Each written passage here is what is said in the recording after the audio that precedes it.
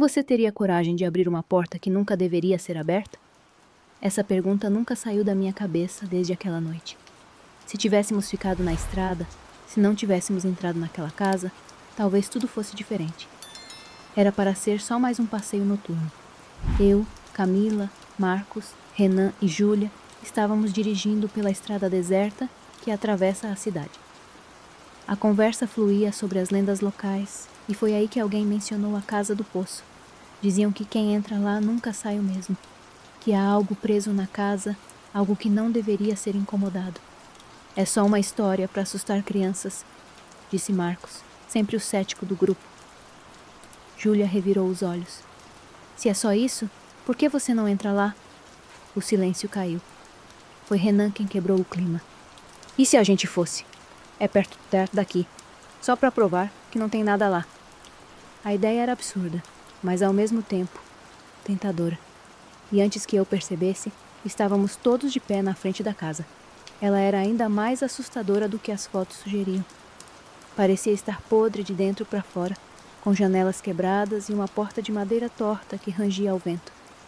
O jardim estava coberto de mato alto e o poço no quintal estava parcialmente tampado por tábuas podres. Se alguém viveu aqui, faz muito tempo, disse Camila, olhando para os tijolos enegrecidos como se esperasse que algo saltasse deles. Júlia tirou o celular para gravar um vídeo, rindo nervosamente. Isso vai bombar. Marcos abriu a porta sem dificuldade. Ela rangeu, revelando um corredor escuro e cheio de teias de aranha. Última chance de desistir, disse ele, mas ninguém voltou para o carro. Entramos.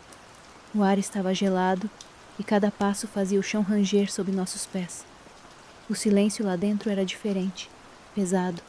Nem mesmo os grilos lá fora se faziam ouvir. Renan puxou uma lanterna do bolso e iluminou as paredes. Havia manchas escuras como se alguém tivesse derramado tinta ou sangue. Vamos só dar uma olhada rápida, sugeri, tentando soar corajosa. Mas no fundo, algo dentro de mim gritava para sair. Na cozinha, encontramos louças antigas quebradas pelo chão. Na sala, móveis cobertos por lençóis empoeirados. Camila tocou em uma cadeira e se encolheu. Está úmida, mas como? O porão deve ser ali, disse Renan, apontando para uma porta meio escondida atrás da escada. Ela tinha marcas esculpidas na madeira, símbolos que eu não reconhecia. Júlia deu um passo atrás. Acho que não devíamos, mas Marcos já estava com a mão na maçaneta. Marcos girou a maçaneta devagar e a porta do porão se abriu com um rangido tão alto que parecia ecoar por toda a casa. Um cheiro forte de mofo escapou, junto com um ar gélido que fez todos nós estremecermos. Renan iluminou a escada com a lanterna, revelando degraus de madeira desgastados que desciam para uma escuridão impenetrável. Alguém quer apostar que isso termina com a gente em algum canal de mistério? Brincou Marcos, mas ninguém riu. A tensão era palpável. Não precisamos descer, disse Júlia, segurando o braço de Camila. Já provamos que entramos na casa. Vocês podem ficar aqui se quiserem. Eu vou descer, respondeu Renan, já colocando o pé no primeiro degrau. Ele era sempre o primeiro a se arriscar, e por mais que eu quisesse detê-lo, segui logo atrás. Não queria que ele ficasse sozinho lá embaixo. Camila e Marcos vieram depois, mas Júlia hesitou por alguns segundos antes de nos seguir. O porão parecia nos engolir enquanto descíamos. A luz da lanterna de Renan dançava nas paredes, revelando ganchos enferrujados pendurados no teto e prateleiras cheias de frascos cobertos por poeira. Quem mantém isso em casa? Perguntou Camila, tentando não pisar em algo pegajoso no chão. Um silêncio desconfortável caiu sobre nós. O porão parecia muito maior do que o esperado, e o ar ali era ainda mais denso, como se estivéssemos inalando algo pesado. No canto mais distante encontramos a porta. Era diferente da entrada do porão, feita de metal grosso, com um trinco pesado e marcas esculpidas ao redor da moldura. As marcas pareciam mais profundas, quase vivas, como se movessem sob a luz da lanterna. Isso é bizarro, disse Marcos, passando os dedos pelas inscrições. Ele recuou imediatamente, como se tivesse sentido uma queimadura. Está quente. Renan se agachou para examinar o trinco, que parecia estar lacrado por algum tipo de cera antiga. Alguém não queria que isso fosse aberto. Óbvio. Então por que mexer? Disse Júlia, a voz cheia de urgência. Ela já estava voltando para as escadas, mas parou quando Camila gritou. Pessoal, olhem isso! Ela segurava um pedaço de papel amarelado que encontrou em uma prateleira. Renan iluminou o papel, revelando símbolos semelhantes aos da porta, acompanhados por um texto escrito em uma caligrafia tremida. Se abrir, deve pagar. Se entrar, não há volta. É só para assustar, disse Marcos, tentando disfarçar o nervosismo. Mas o som de algo raspando no metal da porta fez todos congelarem. Vocês ouviram isso? Perguntei, olhando para Renan, que estava imóvel, a lanterna tremendo em sua mão. Havia algo do outro lado, algo que parecia respirar. O som da respiração do outro lado da porta era profundo, lento, quase ritmado, como se algo estivesse apenas esperando. Todos ficamos imóveis, presos no tipo de silêncio que só acontece quando o medo toma conta de você. Júlia deu 2 passos para trás, quase tropeçando. A gente precisa sair daqui, agora. E deixar isso aqui, sem saber o que é? Respondeu Marcos, tentando soar confiante, mas sua voz tinha um tom vacilante. Renan, ainda agachado, tocou o trinco com cuidado. Está lacrado, mas não parece impossível de abrir. Por que você quer abrir isso? Perguntei, tentando esconder meu próprio pânico. Não ouviu o que estava no papel? Se abrir, deve pagar. O que isso significa? Significa que alguém estava tentando assustar quem entrasse aqui, disse Marcos, forçando um sorriso. Nada mais. Mas até ele parecia hesitar. A luz da lanterna de Renan piscou por um instante, e nesse breve momento de escuridão, ouvimos um som diferente. Não era respiração. Era como se algo estivesse arranhando o metal da porta, desesperado para sair. Camila agarrou meu braço. Por favor, vamos embora. Mas Renan, ignorando os protestos, começou a retirar a cera do lacre com uma faca que carregava no bolso. O que você está fazendo?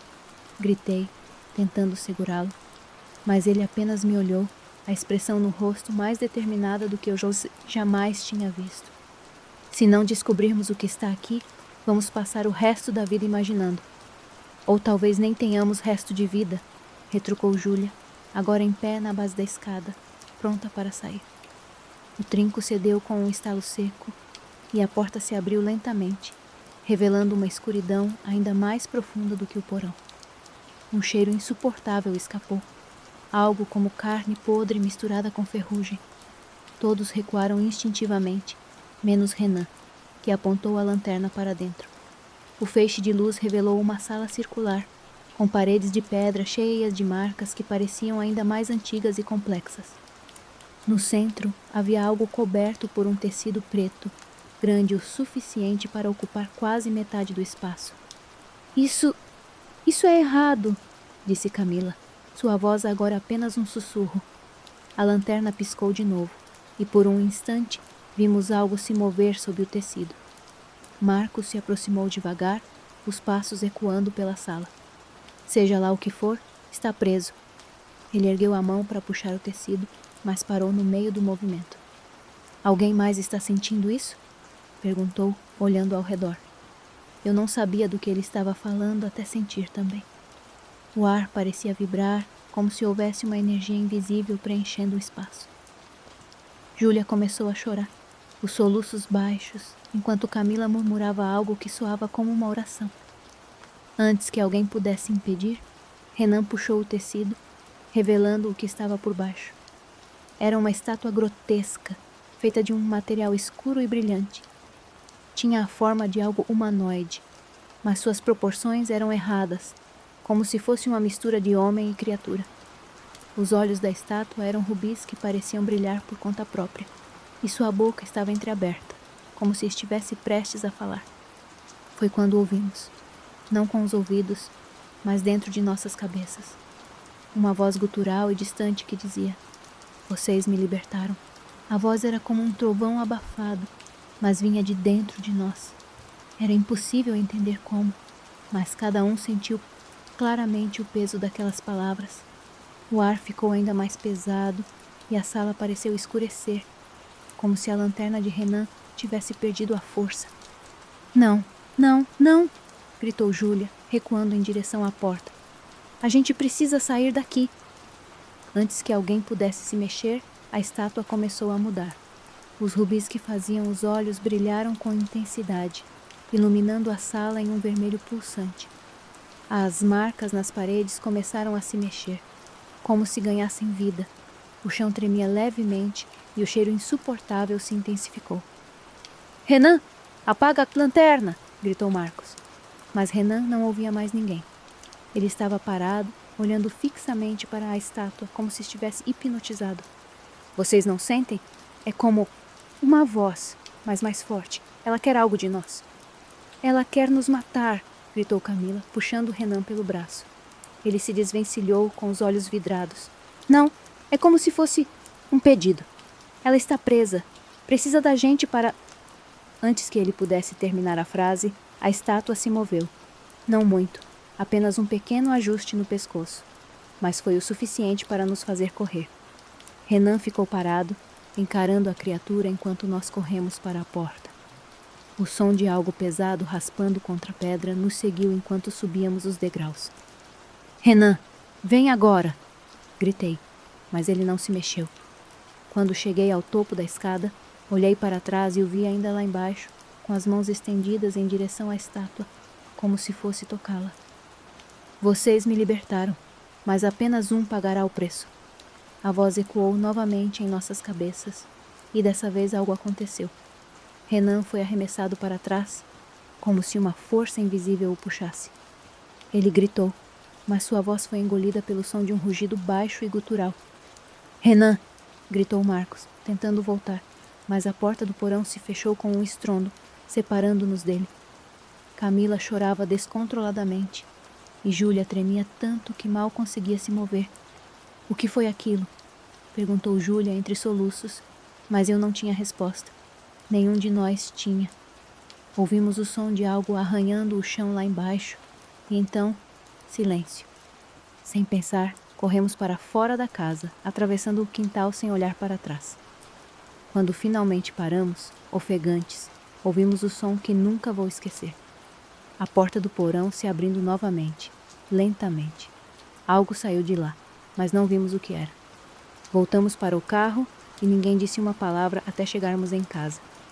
No dia seguinte, voltamos para buscar Renan, mas ele não estava lá. Nem a estátua.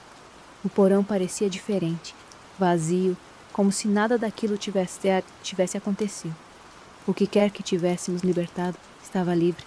E Renan nunca mais foi visto.